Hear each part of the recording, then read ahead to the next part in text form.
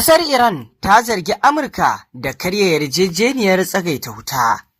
Ma'aikatar harkokin wajen Iran ta yi Allah wadai da hare-haren da Amurka ta kai a gaɓar tekun yankin Sirik da tsibirin Qashem, inda ta bayyana hakan a matsayin keta yarjejeniyar tsagaita wuta ta 10 ga watan Afrilu da aka cimma. A cikin sanarwar da ta fitar, ma'aikatar ta ce ci gaba da nuna ƙiyayya da tsokana daga gwamnatin Amurka na nuna rashin bin dokokin ƙasa da ƙasa da kuma yarjejeniyar Majalisar Ɗinkin Duniya. Ta ƙara da cewa hakan na nuna cewa Amurka ba ta da niyyar rage tashin hankali ko komawa hanyar zaman lafiya mai ɗorewa.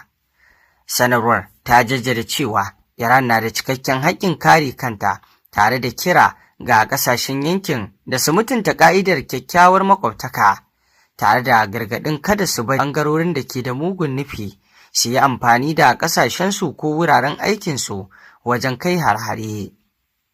A gefe guda, dakarun juyin juya halin Iran sun ce sun kai hari kan sansanin sojin Amurka da ke Kuwait da kuma hedikwatar rukuni na 5 na rundunar sojin ruwa ta Amurka a Bahrain da makamai masu linzami da jirage marasa matuƙa. Sai dai sojojin Amurka, Kuwait da Bahrain sun ce sun yi nasarar kakkaɓo dukkanin makaman da aka harba. Kuwait da Bahrain sun yi Allah wadai da harin da Iran ta kai. To masu saurare, kamar yadda kuka saurara, wannan shine sakon da Iran ɗin ta fitar, inda ta zargi ƙasar Amurka da karya yarjejeniyar tsagaita wuta bisa abin da ta kai na hari a gabar tekun yankin Sirik da tsibirin Qashem, inda Iran ta bayyana hakan a matsayin keta yarjejeniyar tsagaita wuta ta 10 ga watan Afrilu da aka cimma. Wannan shi dama wasu ke kallon cewa ko da Iran za ta tsaya matsaya akan cika alkawari idan an yi batu, to fa su Amurka ba lallai su yi ba, domin ba su san cika alkawari ba. Akan wannan kadami ne dai ake kallon yarjejeniyar zaman lafiyan cimmuwarta abu ne da zai kawo fa'ida sosai, haka zalika rashin cimmuwarta zai kawo abubuwa da yawa. Donald Trump, shugaban ƙasar Amurka, ya ce Iran ƙasa ce mai ƙarfi da girman kai, shi yasa bata amince da yarjejeniya ba. Shugaban Amurka Donald Trump ya bayyana cewa har yanzu Iran bata amince da yarjejeniyar da Washington ta gabatar ba, saboda ƙasa ce mai girman kai da kuma ƙarfi.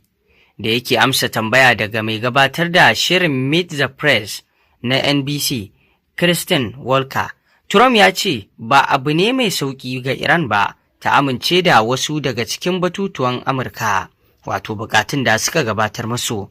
Trump ya kuma yi ikirarin cewa Iran na da kusan kashi 21 zuwa 22 cikin 100 kawai na makamanta masu linzami da suka rage. Ya ce Amurka ta san kusan adadin sauran makamai masu linzami da jiragen yaƙi marasa matuƙa da Iran ke da su, da kuma wuraren da ake ajiye su.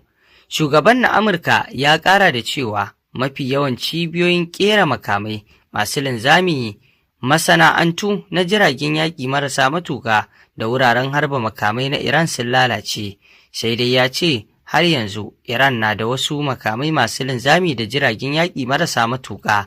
Duk da haka, Trump ya bayyana fatan cewa tattaunawar da ake yi tsakanin Amurka da Iran za ta kai ga cimma matsaya, ko da yake ya amince cewa samun yarjejeniya tsakanin ɓangarorin biyu har yanzu abu ne mai wahala. Masu saurare, me za ku ce kan wannan al'amari? Mun gode. Ku ci gaba da bibiyar rahotannin labaranmu domin samun abubuwan da ke wakana a duniya baki ɗaya.